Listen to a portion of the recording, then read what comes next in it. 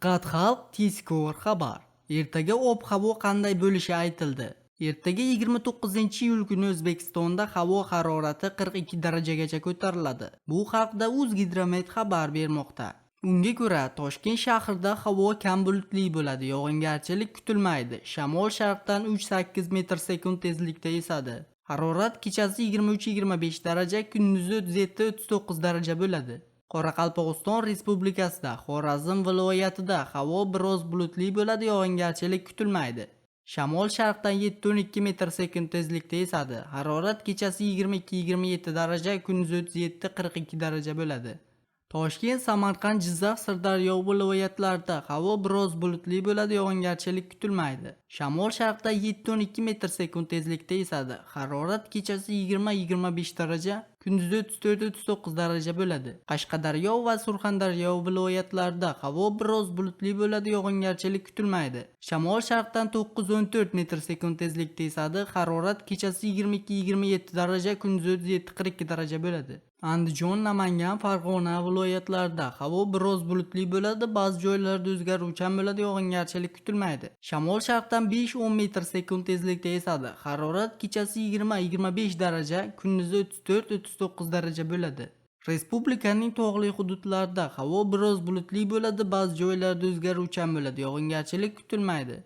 Shamol sharqda 7-12 metr sekund tezlikda esadi. Harorat kechasi 15-20 daraja, kunduzi 25-30 daraja bo'ladi. Eslatib o'tamiz, avvalroq avgust oyi quruq va biroz issiq ob-havo bilan boshlanishi, shuningdek oyning ilk kunlarida ayrim hududlarda havo harorati 43 darajagacha ko'tarilishi, keyinchalik esa 3-5 darajaga pasayishi kutilayotgani xabar berilgan edi.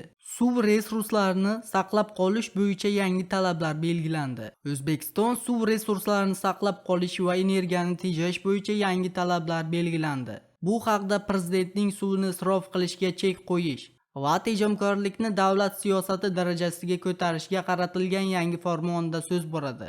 Ushbu farmon bilan suv resurslarini saqlab qolish va energiyani tejash bo'yicha yangi talablar kuchga kirmoqda. Xususan, endilikda O'zbekistonda suvni tejash oyligi o'tkaziladi. Oylik doirasida har yili mart oyida respublika bo'yicha suvni qadrlash va tejash bo'yicha keng ko'lamli targ'ibot kampaniyasi bo'lib o'tadi. Shuningdek, rahbarlarga qat'iy KPI belgilanmoqda. Davlat tashkilotlari rahbarlariga suvni tejash va aqlli hisoblagichlar o'rnatish bo'yicha shaxsiy mas'uliyat yuklanadi.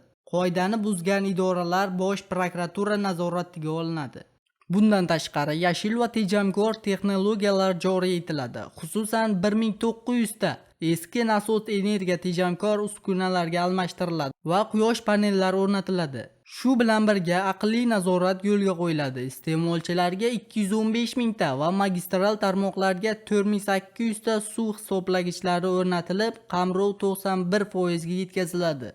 Eslatib o'tamiz, avvalroq O'zbekistonda suv tejovchi texnologiyalarni, nasos va filtrlar qurilmalariga sun'iy yo'ldosh kuzatuv tizimi o'rnatilishi va 2027-yildan sholi va baliqchilik maydonlarida aqlli suv hisoblagichlar o'rnatish majbur etib belgilangani haqida xabar berilgan edi.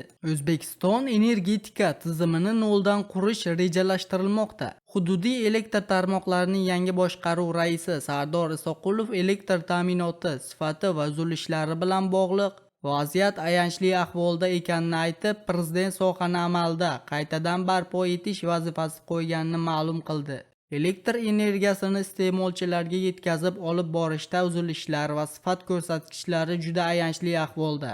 Bugun muhtaram Prezidentimiz aytib o'tdilar, noldan isloh qilamiz. Energetika sohasini noldan qurib boramiz. Energetika sohasiga qanday yordam kerak bo'ladigan bo'lsa, o'sha yordamlar hammasi berilgan holda xonadonga kirib borguncha bo'lgan infratuzilmani joyida, manzil dasturlar asosida ishlab, sifat ko'rsatkichini yanada yaxshilash bo'yicha bir qator topshiriqlar berdi, deydi Soqulov. Bundan tashqari, uning aytishicha, yig'ilishga bugungi kunda transformatorlar, havo elektr uzatish tarmoqlari yuklama markazidan qochgan holda va nomutanosib o'rnatilgan keskin tanqid qilingan. Prezident debitor qarzdorligi og'ir bo'lgan uzilishlar ko'rsatkichi yuqori bo'lgan tumanlarga Energetika vazirligi tizimi korxonalarining rahbarlari shaxsan biriktirilib, U joyda Transformat.Bay ishlab yoki bo'lmasam gaz sohasida bo'ladigan bo'lsa, GRP.Bay ishlab yo'nalishlari bo'yicha aniq topshiriq bergan. Sizga yetkazmoqchi bo'lgan xabarimiz shulardan iborat edi. O'zingiz va o'zgalar hayotiga befarq bo'lmang. Xayr, salomat bo'ling.